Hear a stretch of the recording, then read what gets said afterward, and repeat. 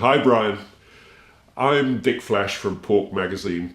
We've got a new series we're running called Talk to Pork, and we're sort of interviewing a different megastar each week. And this week, you've got a new record out, Milk Crate on a Small Sea. Actually, it's Small Craft. I'm going to start with a few questions about your music and your approach to music. Well, I was going to ask you whether you thought technology had affected music very deeply, but then I thought, well, that's a bloody stupid question to ask Brian Eno. I know you'll agree that you just can't imagine modern music without all the technology which goes into making it and getting it heard. How do you think that process has affected what you're doing? well, I mean, when you're making music, what eventually comes out has almost nothing to do with performance at all. I mean, I wonder if you sometimes feel more like a painter than a composer. the thing about this new record... Because after all, your music is basically scenic. It's not only that you make it more like a painter than a composer, but also it doesn't have a narrative. There's no sort of teleological structure to it. It's not goal-directed.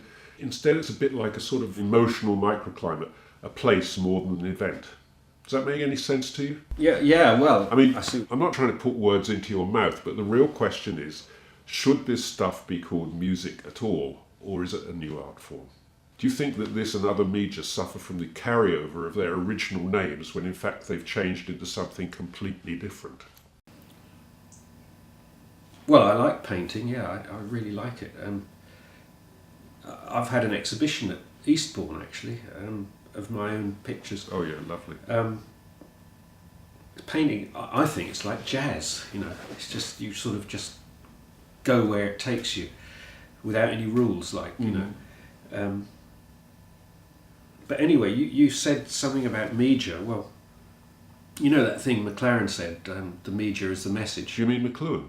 No. The bloke who started the Sex Pistols. Oh, sorry. Yeah, amazing guitar sound. Pity about Sid, really, but he did it his way, didn't he? In your interviews, you talk about films and film music all the time. What's the big attraction? I mean, this new album, it's all about films in it, and several of your others, Apollo, music for films. How does that get started, and what's it all about? Well, Because really, when you're presenting an album of music which is supposed to be film music, you're really presenting something unfinished, aren't you? I mean, the centre of the project, the film, isn't there. So the music exists like a sort of provocation to the listener's imagination, a way of saying, hey, what's the scene that this music goes with? Kind of a musical Waiting for Godot. Courageous stuff, you know, edgy. no, Edge isn't on this one, no. Great guitar sound, though. Amazing. Great. Amazing. Lovely guy, too. I mean, wears his hat all the time. It's sort of like a religion for him. Speaking of religion, have you read Kurt von Pork's book, Vestiges of the Religious Experience in the Artistic Spectrum? The basic idea is that aspects of the religious experience have been sort of taken over within the arts. You know, it's like art is religion for people who don't believe in God, I think. He's basically saying that humans have an appetite for something that he calls surrender. And he says that all human cultures have that appetite and they satisfy it in the same way. Sex, intoxication, art, religion. Yeah, like sex and drugs and rock and roll, really, isn't it? I used to love that Ian Dury. Great voice. Amazing limp. Well, yes. So anyway, he says that one of the main jobs of the artist is to provide a space, a psychic space, if you like, where they can let go of the control element of their beings, just for a little while. Sort of like getting out of it. Yeah. Von Pork also says that the stance of surrender is really the counterbalance to the stance of control. He says that as a species, we're much too involved in the control aspect. We spend too much time in that side of our brain. If you want to observe the world holistically, you have to be inside it and not outside of it, trying to control it. So it's a kind of ecological position, really. Art as a way of becoming integrated with things. I mean, does that ring a bell with you? Well, yeah, I mean, I love ecology. I'm so into it. I read about it all the time. I knew you would. I knew you would. It's obvious from your music that you care about the planet. But, you know, you've been in the business for decades now. You must have seen a whole lot of changes in all that time. Is music really different now from when you got started in the 1930s? Oh, yeah. I mean, the music's changed totally. totally. I mean, D minors, for example, we never used to use D minors. Hated them. Couldn't get into it at all. And the haircuts, you know, totally different now. I mean, look at Annie Lennox. Up and down like a bride's skirt. Red, white, silver. You never know what she's going to be next. You can light a bloody disco with her. Lovely girl, though. Fabulous neck. And I mean, the business, you know, the internet and all that must have changed everything. You know, music, you could say, has gone through another evolution. It comes out of the net like for free. You don't pay for it anymore. It's like water turning on a tap.